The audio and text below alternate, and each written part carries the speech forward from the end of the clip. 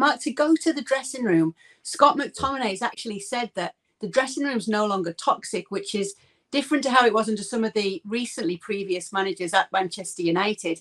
And he insists that Ten Hag has changed the culture at the club. I don't believe any of that, though. I'll tell you why I don't believe it. It's because when the dressing room was supposedly toxic, they weren't saying it was toxic. It was the message we were getting out of the dressing room at the time.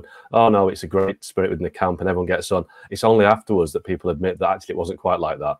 And when results are so bad, you know, if the dressing room isn't toxic at the moment, that'd be quite a worry, because you'd hope that there'd be people in that dressing room arguing with each other and pulling each other up and telling each other they're not doing the job. And if it's not like that, then that is a problem. So I think when players come out and say, the dressing room's great and the spirit's great and it's not toxic anymore, I think that right to tell us it actually is, because it doesn't stand up that the fact the results are so bad that it shouldn't be a happy camp. I mean, Giannis will know better than me, but when the team's not winning, if it's a happy camp, there's something not quite right. So I don't buy into that, what McTominay's saying. I think the reality is that the Man United dressing room and the squad is quite split. And I think you're seeing that with performances every week. Go on, Giannis.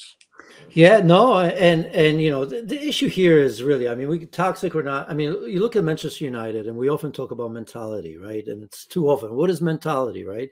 Look at this team. Any sign of trouble, and this team folds the tent. I mean, it's unacceptable against Bournemouth. I mean, we can sit here and talk about Andoni Iraola, who, you know, just a week or two ago we were saying that Gary O'Neill shouldn't have been let go, and he had a tough start. And you look at this situation, just smart and all that. Any team can pretty much now beat Manchester United home or away. That's the bottom line. And the problem is with the recruitment.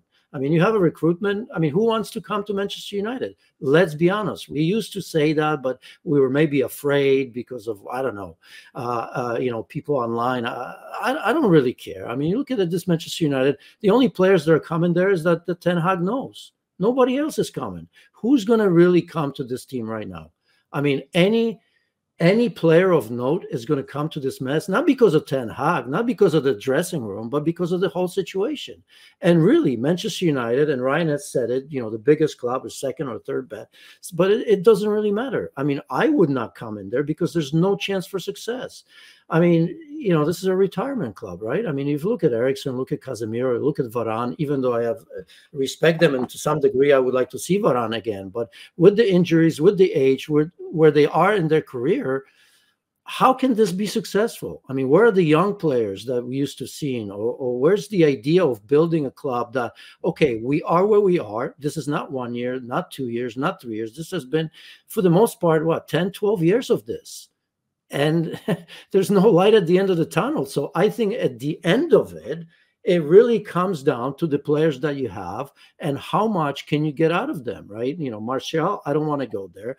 Højlund, nice guy. I'm sure he'll come good, maybe finally score a goal or two, right? But you know, you could have had Harry Kane, although I don't believe he wanted to come there. And then, you know, McTominay thinks he's Ronaldo right now. Fair play.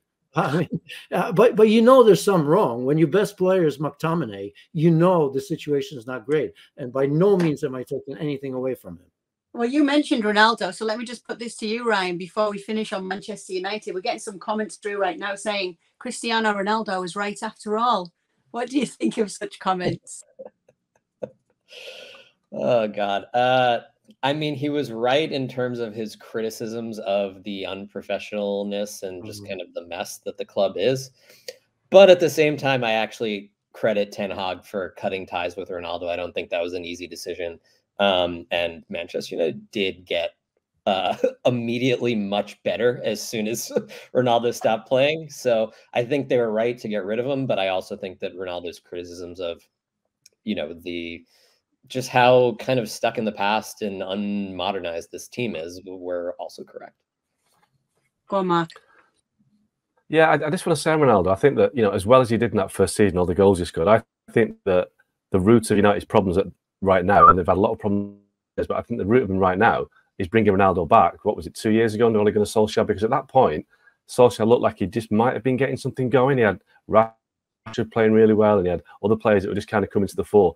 And Ronaldo came in and just completely exploded the kind of harmony in the squad.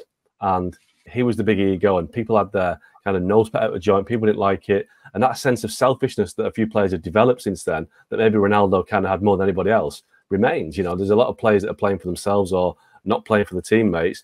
And I think that stems from the kind of the earthquake we had when Ronaldo came back, and it was almost like every player for himself. And that mentality has stayed, and Ten Hag hasn't been able to eradicate that. He hasn't got the personality or the credibility amongst the squad to get rid of that. So what United need right now is a complete reset. It's like Man City had at the outset of their kind of growth and the shape. Man saw the kind of a project that comes along, and it encourages players to come along in the sense that something's changing, something different, something exciting.